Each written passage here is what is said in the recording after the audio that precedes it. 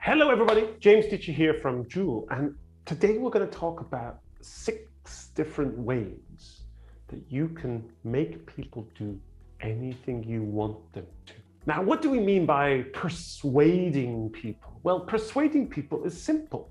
It means you can make them do what you want them to.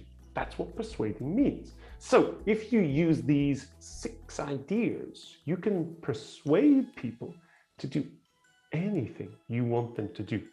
Now, the first idea is reciprocity.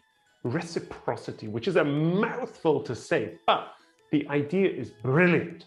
And what it means is when you give something to somebody, they feel like they have to give you something back. Reciprocity. So it's called reciprocating, to give somebody back something because they gave something to you before. So for example, you might say to your mom and dad, Mom, Dad, here is a wonderful cheese sandwich. Enjoy it. So now your mom and dad think, what a lovely child. This little child gave me a cheese sandwich. Now, if you go back to your mom and dad and say, Mom, could you buy me my new Lego toy? Or could you buy me a new bike or a pony or a horse? They are more likely to do what you want them to because you gave them the cheese sandwich at the beginning. Reciprocity. The second idea is scarcity.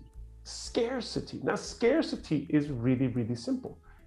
It's the reason why gold is so expensive. Gold is very scarce. It's very difficult to find. So if you want to persuade somebody to buy something, you just have to make it difficult to find. If you have a candy that you want to sell to the world, tell people there are only 1,000 of them. People really, really want to have something which is difficult to find because nobody else can have it. That's what it means when something is scarce. And that's the reason why gold is expensive. Gold comes from exploding stars. So it's very difficult to find. The next thing is authority. Authority. Now think about this. If you go to a hospital, somebody comes along wearing a chicken costume and says, okay, this is a serious problem. We need to do a head transplant. What would you think? Would you listen to the giant speaking chicken doctor? I don't think so. But if somebody comes along who looks like a doctor, wearing a white lab coat with glasses and a little badge and a stethoscope around their neck, you are much more likely to listen to them. So, authority. If you want people to listen to you, give yourself a fancy name. My name is Dr. Seymour Butts, and I am an expert in... People are much more likely to listen to you because now they think you are some kind of expert or some kind of special person. The next idea is called consistency. If you get people to promise to do something, they are much more likely to do it later. If you say to your mom and dad, Mom, Dad, do you promise that if I get fantastic scores in all of my 1,765,321 tests next year, you promise you will buy me a golden horse? And your mom and dad will say, oh, it's 1 year later. I promise. But 1 year later, they will be much more likely to do what they said because they promised. It can be small things. Mom, will you take me to the park sometime soon? Yes, I will. I promise I will. Pinky swear? Pinky swear. Now, they are much more likely to do it because they told you they would do it. With yourself, you can do the same thing. I am going to study for 19 hours for the math test. You promised yourself, so you're more likely to do it. Now, the 5th idea is called liking or fondness. So if you are fond of something, you really like it. So it's really simple. People are more likely to do something for somebody they like. So if you meet a teacher who is awful, I'm talking evil, smelly, disgusting, strict, horrid, horrible. Think of a Roald Dahl kind of teacher, like Mrs. Trunchbull. That kind of teacher.